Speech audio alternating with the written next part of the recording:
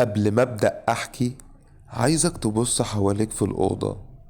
هل أنت متأكد إن مفيش حد قاعد في الركن الضلمة اللي وراك؟ طيب بص على موبايلك اللي في إيدك. تفتكر لو رن دلوقتي برقمك أنت هترد؟ قصتنا النهاردة مش مجرد خيال، دي حكاية عمارة المنشاوي، المكان اللي خلى الناس تخاف من المرايات والحديد. الحكاية بتبدأ لما الأسانسير يقرر إنه ما يفتحش في دورك ويطلع بيك لمكان ملهوش وجود على الخريطة. دلوقتي قبل ما أقول أول كلمة، كل واحد يكتب لي في كومنت إيه أكتر حاجة بتخوفك لما بتركب أسانسير لوحدك بالليل؟ التزييق، ولا المراية اللي في ظهرك، ولا الخوف إن الباب ما يفتحش أبدا؟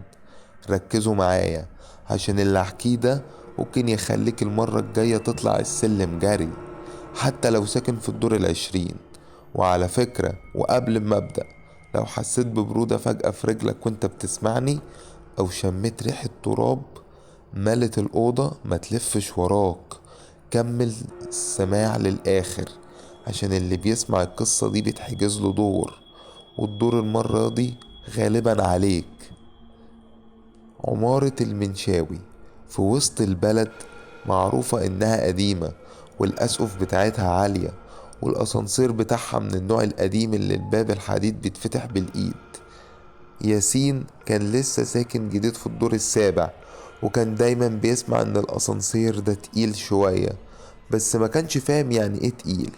الساعة 2 بالليل، ياسين راجع من سهرته، دخل مدخل العمارة اللي كان ضلمة، وداس على زرار الأسانسير، وجه فعلا بصوت تزييق يخلي جسمك يقشعر. ركب وقفل الباب وداس على رقم 7. الأسانسير بدأ يتحرك ببطء شديد. في الدور الأول النور اللي بينور من شقوق الباب كان شغال. الدور التاني فجأة اللمبة اللي فوق الأرقام بدأت تترعش. الدور التالت الأسانسير وقف. ياسين افتكر ان الكهرباء قطعت، لسه بيطلع موبايله عشان ينور، لقى الاسانسير بدأ يتحرك تاني، بس لتحت، نزل للدور الارضي، والباب اتفتح لوحده. ما كانش فيه حد واقف، بس ياسين حس ان فيه هوا بارد جدا داخل الكابينة، وكأن حد وقف جنبه في الركن. ياسين اتنفض وداس على رقم 7 تاني بسرعة. الأسانسير بدأ يطلع، بس المرة دي كان تقيل جدا، وكأن الموتور بيعافر عشان يشيل وزن زيادة. وهو طالع لقى نفسه بيبص في المراية اللي في ظهر الأسانسير. كان شايف نفسه عادي، بس كان في خيال باهت جدا وراه. ياسين غمض عينيه وفتحها. الخيال قرب لدرجة انه بقى حاسس بنفس ساقع ورا ودنه. بص على لوحة الأرقام، لقى الأرقام بتجري بسرعة مش طبيعية. 8، 9، 10، 11. ياسين صرخ، العمارة أصلا 9 أدوار. الأسانسير وقف فجأة، والباب الحديد اتفتح على سطوح ضلمة ملهوش آخر. ياسين جه يجري عشان يخرج، لقى ايد ناشفة جدا وملمسها زي الورق القديم. مسكت كتفه من ورا، وصوت واطي جدا بيقوله: انت نازل فين؟ ده انا مصدقت لقيت حد يونسني في الدور العاشر. ياسين ما خرجش من الاسانسير يومها، والبواب لما جه الصبح لقى الاسانسير واقف في الدور السابع، فاضي تماما، بس في بصمة ايد محروقة على المراية من جوه، كأنها كانت بتحاول تستغيث. ياسين مرجعش، بس الحكاية ما انتهتش هنا. بعد اسبوع سكن شاب جديد مكان ياسين في نفس الشقة، اسمه مازن. مازن كان من النوع اللي قلبه ميت. سمع قصص البواب عن اختفاء ياسين، وكان بيضحك ويقول تلاقيه هج من المصاريف ولا اتجوز في السر. الرسالة اللي تحت الباب: تالت ليلة المازن في الشقة، لقى ورقة متطبقة تحت باب الشقة. فتحها، لقى مكتوب فيها بخط مهزوز جدا: الأسانسير ما بيطلعش للدور العاشر، الأسانسير بيفتح على مكان ملهوش باب. مازن كرمش الورقة ورماها، وافتكر ان ده عيل من عيال البواب بيغلس عليه. بس وهو داخل ينام، سمع صوت تزييق. الباب الحديد بتاع الأسانسير في الطرقة، برغم ان شقته بعيدة عن الأسانسير بشوية. نزل مازن الصبح يروح شغله، طلب الأسانسير. لما فتح الباب لقى حاجة غريبة جدا، موبايله مرمي في الركن. وطى جابه وفتحه، لقى البطارية 1% والشاشة مكسورة. أول ما الشاشة نورت لقى فيديو مفتوح ومكتوب عليه: تم التسجيل منذ 7 أيام، ديسبلاي. وهو ايده بتترعش. الفيديو كان لياسين، وشه كان ازرق من الرعب وعينيه غرقانه دموع. كان بيصور نفسه سيلفي في الضلمه وبيقول بهمس: لو حد شاف الفيديو ده ما تدوس على رقم 10، مفيش دور عاشر، الاسانسير بيسحبك ليه. وفجأة في الفيديو ظهرت ايد من ورا ياسين، نفس الايد اللي ملمسها زي الورق، وسحبت الموبايل منه والفيديو قطع. مازن وهو واقف في الأسانسير بيتفرج على الفيديو لقى الأسانسير بدأ يتحرك لوحده من غير ما يدوس على أي زرار. بص على اللوحة لقى النور منور عند رقم 10. مازن اتجنن، بدأ يضرب في الزراير، بيحاول يفتح الباب، مفيش فايدة. الأسانسير بيطلع بسرعة رهيبة والهوا جوه الكابينة بقى ريحته زي التراب. الصوت الأسانسير وقف والباب اتفتح. مازن لقى نفسه قدام ممر طويل جدا، مفيهوش أي شقق، بس في لمبة واحدة بتترعش في آخر الممر. وتحت اللمبة دي كان في واحد قاعد مدي ظهره لمازن. مازن ندى بصوت مخنوق وقال: ياسين. الشخص ده بدأ يلف ببطء، ما كانش ياسين، ده كان ياسين بس من غير ملامح، كأن وشه اتمسح بأسيتون. وبصوت طالع من تحت الأرض وقال: هو قال لي اجيب حد مكاني عشان يسيبني انزل، الدور عليك يا مازن. فجأة الكهرباء قطعت في العمارة كلها. البواب طلع يجري يشوف الاسانسير، لقى الكابينة واقفة في نص المسافة بين الدور التاسع والسطوح، كأنها متعلقة في الفراغ. لما فتحوا الاسانسير بالقوة ملقوش مازن، لقوا بس موبايلين مركونين في الزاوية، والاتنين بطارياتهم 1%. الموضوع مخلص عند الموبايلات، الحكاية اتطورت وبقت نداها بس بشكل عصري.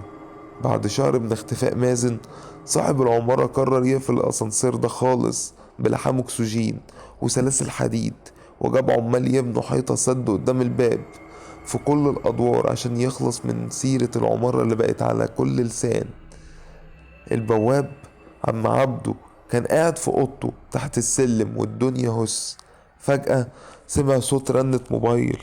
الرنة كانت جاية من ورا الحيطة اللي سدت باب الأسانسير في الدور الأرضي. عم عبده استعاذ بالله وقرب وسمع الرنة كانت نغمة ياسين اللي كان عارفها. الرنة خلصت وبعد ثانية رن موبايل تاني بنغمة مازن. الرنات بدأت تدخل مع بعض وكأن في حفلة موبايلات ورا الحيطة السد. الفضول قتل البواب. عم عبده بجهله جاب شاكوش وهد حتة صغيرة من الطوب اللي لسه حتى منشفش. بص من الفتحة لقى الكابينة واقفة مكانها، والأنوار اللي جواها منورة بلون أحمر غريب. المفاجأة الموبايلات ما كانتش بترن لوحدها. شاف ياسين ومازن واقفين جوه الكابينة، ظهرهم للفتحة وماسكين الموبايلات بيكلموا حد أو حاجة. فجأة موبايل عم عبده اللي في جيبه رن. بص على الشاشة لقى الرقم المتصل الدور العاشر. خاف يرد بس الرنة كانت بترخم. فتح الخط من غير ما يتكلم، لقى صوت ياسين ومازن مع بعض بيقولوا في نفس واحد: الشبكة هنا حلوة قوي يا عم عبده، بس ناقصنا رابع عشان نلعب كوتشينة، افتح الباب. عم عبده بص من الفتحة تاني لقى ياسين ومازن لفوا وشوشهم ليه، بس المرة دي ما كانش وشهم ممسوح، كان وشهم عبارة عن شاشات موبايل بتنور وتطفي بصورته هو. في لحظة السلاسل الحديد الملحومة طقت واتقطعت كأنها ورق، والحيطة الطوب وقعت. الأسانسير اتفتح وخرجت منه ايد الورق الطويلة، بس المرة دي كانت ماسكة كابلات كهرباء طالعة من الأسانسير وشبه الشرايين. الكابلات دي لفت حوالين رقبة عم عبده وسحبته لجوه بسرعة البرق. الباب قفل والأسانسير طلع، بس المرة دي مطلعش للدور العاشر. تاني يوم الصبح السكان لقوا الحيطة مهدودة والأسانسير واقف في الأرضي وبابه مفتوح على الآخر. مفيش جثث، مفيش دم، مفيش موبايلات، بس لقوا على لوحة الزراير زرار جديد ظهر ما كانش مولود قبل كده. زرار ملهوش رقم، عليه صورة جمجمة بتضحك ومن ساعتها اي حد في المنطقة موبايله بيفصل شحن وهو معدي من قدام العمارة بيسمع صوت تزيق اسانسير بيفتح لوراه، حتى لو واقف في الشارع. وصلنا للمحطة الأخيرة، المحطة اللي مفيهاش بعدها رجوع. بعد ما عم عبده اختفى العمارة فضيت تماما، السكان هربوا وسابوا عفشهم، والمنطقة كلها بقت بتعدي من قدام العمارة جري. بس كان في شيخ عجوز ساكن في البيت اللي قدامهم، كان دايما يقعد يبص لآخر دور في العمارة ويحرك راسه بيأس. في ليلة واحد من الصحفيين الشباب المتهورين راح للشيخ ده وسأله: ايه أصل اللعنة دي وليه الأسانسير ده بالذات؟ أصل الحكاية، قال له، المهندس والكرابين. الشيخ اتنهد وقال له: العمارة دي اتبنت في التلاتينات على ايد مهندس يوناني كان مهووس بالسحر وعلم الأرقام. المهندس ده كان عايز يبني بوابة مش مجرد عمارة. لما جه يركب الأسانسير ما كانش بيركب مكنة وتروس، كان بيعمل مقبرة عمودية. يقال انه دفن كتاب قديم تحت بير الأسانسير، وعمل تعويذة ان الأسانسير ده يفضل يجمع أرواح عشان يغذي حاجة ساكنة في الفراغ اللي بين الأدوار. المهندس ما كانش عايز يوصل للدور التاسع، كان عايز يكسر حاجز الزمن ويوصل لمكان سماه نقطة الصفر، اللي الناس بتشوفه الدور العاشر. وعشان يضمن ان البواب يفضل مفتاح كان لازم كل 30 سنة الأسانسير ياكل 3: واحد غريب زي ياسين، واحد من أهل البيت زي مازن، واحد من حراس المكان زي عم عبده. الصحفي ما سمعش الكلام وقرر يدخل العمارة يصور سبق صحفي. دخل ومعاه كاميراته، وقف قدام الأسانسير اللي كان بابه مفتوح ومستنيه كأنه بق وحش بيضحك. الصحفي رفع الكاميرا وصور قلب الأسانسير، ومجرد ما الفلاش نور شاف الحقيقة المرعبة. الكابينة من جوه ما كانتش خشب ولا حديد، كانت متبطنة بجلد بشري، والزراير كانت عبارة عن عقل صوابع حقيقية. الصحفي لف عشان يجري، بس باب الأسانسير قفل على رجله، وصوت تزييق الحديد غطى على الصراخ. وفي ثانية الأسانسير طار لفوق بسرعة خرافية، مش للدور العاشر، ده اخترق سقف العمارة وطلع للسما واختفى في وسط السحاب الأسود.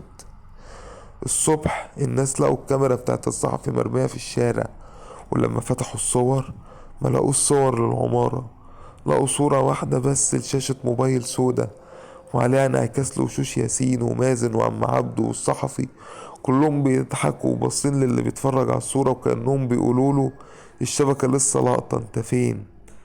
لحد هنا وقصتنا خلصت، او ده اللي احنا فاكرينه. العمارة اتهدت والاسانسير اتدمر، بس في حاجة واحدة لسه عايشة وسطنا: الترددات. بيقولوا ان الارواح اللي اتسجنت جوه الكابينة دي لسه بتحاول ترجع، بس المرة دي مش عن طريق السلالم ولا الاسانسير، المرة دي عن طريق الحاجة اللي في ايدك دلوقتي، الموبايل. دلوقتي عايز من كل واحد بيسمعني يعمل حركة واحدة: بص على سجل المكالمات عندك، لو لقيت مكالمة فائتة من رقم مجهول أو رقم شبه رقمك، أو لقيت موبايلك سخن فجأة من غير سبب، اعرف إن ياسين أو مازن بيحاولوا يبعتولك لوكيشن الدور العاشر. سؤالي ليكم قبل ما أقفل: لو الأسانسير وقف بيك بكرة في نص الدور وباب اتفتح على الضلمة، هتخرج وتشوف فيه ايه، ولا هتقفل الباب وتدوس وتقول ان الموتور بيشتغل تاني؟ اكتبولي في الكومنتات لو حصلت معاكم مواقف غريبة في اسانسيرات قبل كده، واكتر كومنت هيجيب لايك هعرف ان صاحبه هو اللي عليه الدور في القصة الجاية. تصبحوا على خير.